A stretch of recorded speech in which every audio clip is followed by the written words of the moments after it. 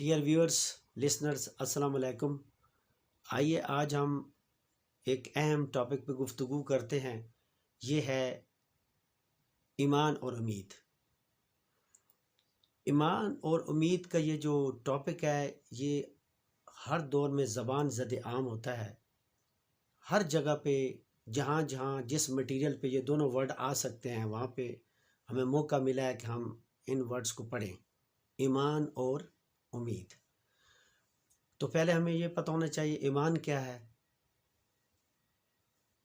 اور ہمیں یہ بھی پتہ ہونا چاہیے مسلمان اور مومن میں کیا فرق ہے. جس کے اندر ایمان ہوتا ہے وہی مومن ہوتا ہے. اور ہمیں تو اسلام جو ہے ورثے میں ملا ہے. جب ہم سوئے ہوئے تھے، جب ہماری پیدائش ہوئی ہے تو ہم جاگے تو ہم مسلمان تھے. اس میں کوئی کاوش نہیں لگی. تو یہ مومن ہونا یہ بیسیکلی کائنات میں اہم ہے. جب ہماری پیدائش ہوئی ہے، ہماری پیدائش کوئی ایکسیڈنٹل نہیں ہوئی، ہماری پیدائش کوئی حادثاتی نہیں ہے. یہ پیدائش جو ہے یہ با مقصد ہے. یہ مومن بننے کے لیے پیدائش ہوئی ہے.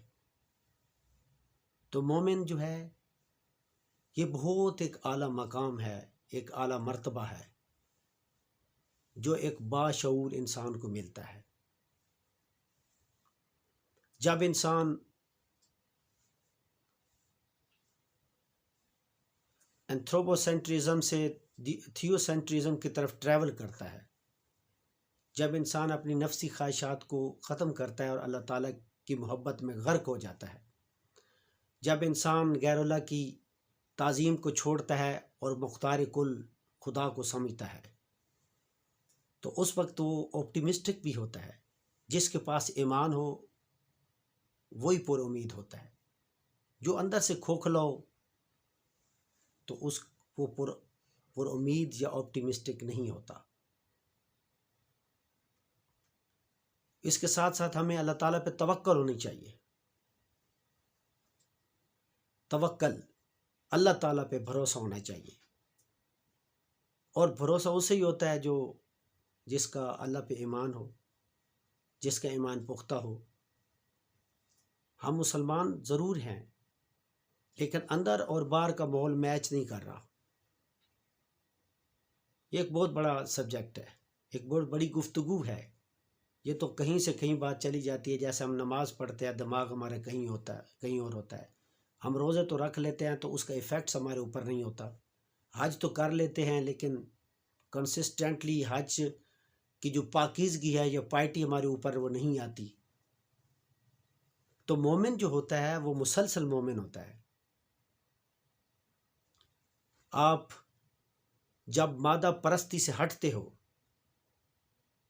مثلا ہر ایک چیز میں آپ اللہ تعالیٰ کو لے لیتے ہو. آپ کا جو سوچ کا مرکز اللہ تعالیٰ ہی ہوتا ہے.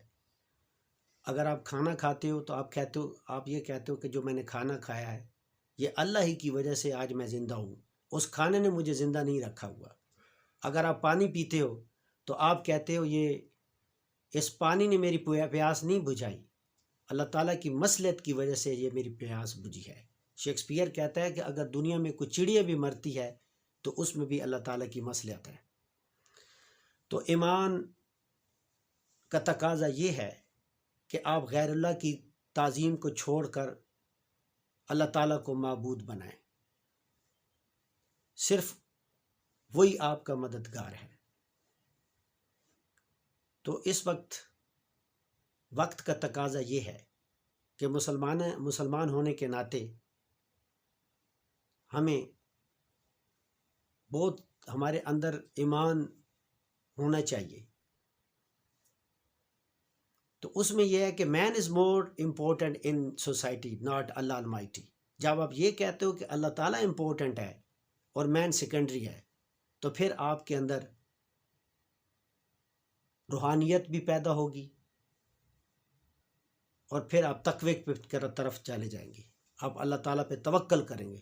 توکل کا یہ مطلب ہے کہ خنجر تیز رکھ اپنا، پھر انجام اس کی تیزی کا مقدر کے حوالے کر.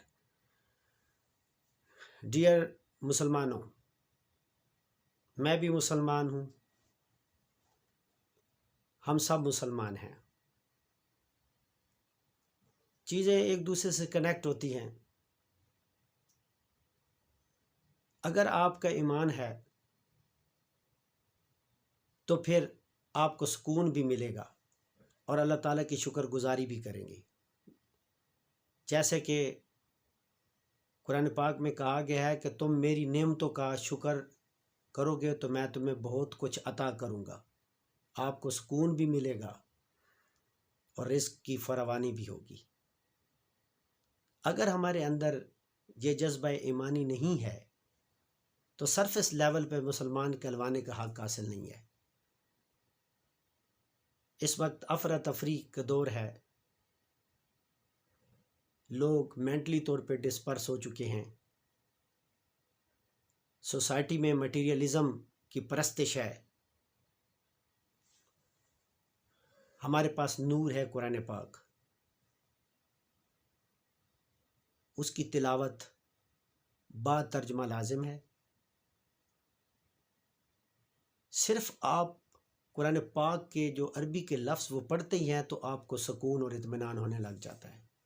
اس کے باوجود انسان اتنا اندھا ہو چکا ہے کہ کسی اور آس پاس کی چیزوں میں سکون ڈھونڈتا ہے۔ تو یہ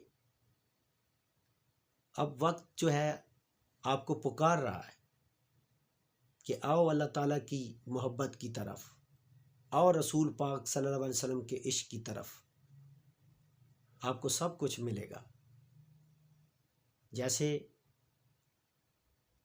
یہ کہا گیا قرآن پاک میں کہ کان تو رکھتے ہیں لیکن سنتے نہیں، آنکھ تو رکھتے ہیں لیکن دیکھتے نہیں۔ ہم خود بخود بہرے اور اندھے بنے ہوئے ہیں، گویا ہم نے اپنا مقدر خود ہی اس طرح کا بنا لیا ہے کہ اس کا سیدھا راستہ دوزخ کی طرف جاتا ہے۔ تو آخر میں یہی کہوں گا کہ ہمارے جو ذہن میں جو لیئرز ہیں نا، جو پردے پڑے ہوئے ہیں، ان کو صاف کرنا ہوگا۔ اگر یہ پردے ہٹ جائیں گے تو آپ اصل حقیقت کی طرف لوٹیں گے، آپ اصل سچائی کی طرف لوٹیں گے۔ اس لیے آپ دنیا میں سیلف لیس ہو کر چلیں گے، لوگوں کے لیے فائدہ مند بنو گے، یہ چھوٹی چھوٹی چیزوں کو اگنور کرو گے، کیونکہ آپ کی مسافت سیدھی اس بہت لمبی مسافت ہے جس میں بہت صبر آزما کام ہے۔ لہٰذا آئیے ہم اللہ تعالیٰ کی طرف رجوع کریں اور اس ہستی کو پکڑیں جو یہاں بھی ہمارا مددگار ہے اور مرنے کے بعد بھی ہمارا مددگار ہے۔ تو میں امید کرتا ہوں یہ تھوڑی سی جو میں نے گفتگو ہے یہ میرے لیے اور سننے والوں کے لیے فائدہ مند ثابت ہوگی۔ اللہ حافظ۔